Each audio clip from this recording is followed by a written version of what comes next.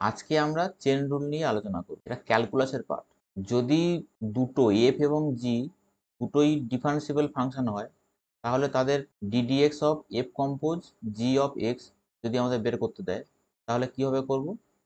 এখানে দুটোই কিন্তু মনে রাখতে হবে, দুটোই কিন্তু ডিফারেন্সিবল ফাংশন, কোনোটা কনস্ট্যান্ট নয়। তাহলে আমরা D D G x of F compose G x into ddx of G x, এটাকে চেন রুল বলা হয়। এখন আমরা একটা এক্সাম্পল নিয়ে নিচ্ছি।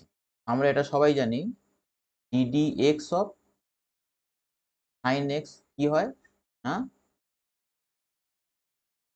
কস এক্স হয়।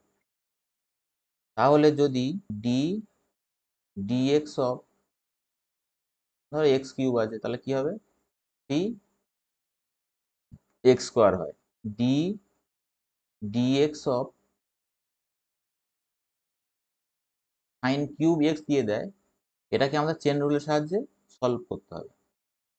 D D of sine x, এখানে সাইন কিউব এক্স থাকলো, ইন্টু এই যে ডি অফ সাইন এক্সটা আমি লিখেছিলাম ওখানে, সেটা অ্যাডজাস্ট করার জন্য এখানে আর সাইন এক্স আনতে হবে, আর নিচে এই যে ডিএক্স ছিল সেটা এখানে বসে গেল। এটা কেন করলাম? কারণ আমরা জানি যে এক্স কিউব যদি কোনো ফাংশন থাকে, এক্স কিউব বা x square, x to the power N ধরে নিতে পারো এটাকে, x to the power N, তাহলে এখানে N into x to the power N minus one হবে। তাহলে এখানে যে এক্স থাকলে এখানেও এক্স থাকতে হবে। এখানে এক্স আর এই এক্সটা যদি সেম হয়, তবে আমরা সেটা ডেরিভেটিভ লিখতে পারবো N into x to the power N minus one.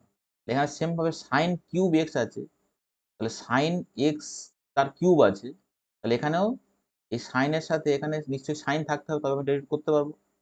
সেই জন্য আমি একটা এক্সট্রা সাইন এক্স নিয়ে চলে এলাম, আর এখানে সাইন কিউব যেমন আছে তেমন থাকলো। ডি অফ সাইন এক্স আমি এক্সট্রা এনেছিলাম, সেটা অ্যাডজাস্ট করার জন্য এখানে ডি অফ সাইন এক্সটা লিখে দিলাম, আর এখানে ডিএক্স ছিল সেটা এখানে বসিয়ে দিলাম।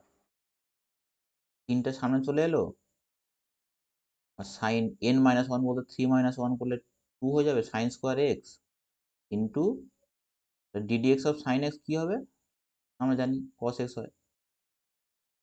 তাহলে এটাই হলো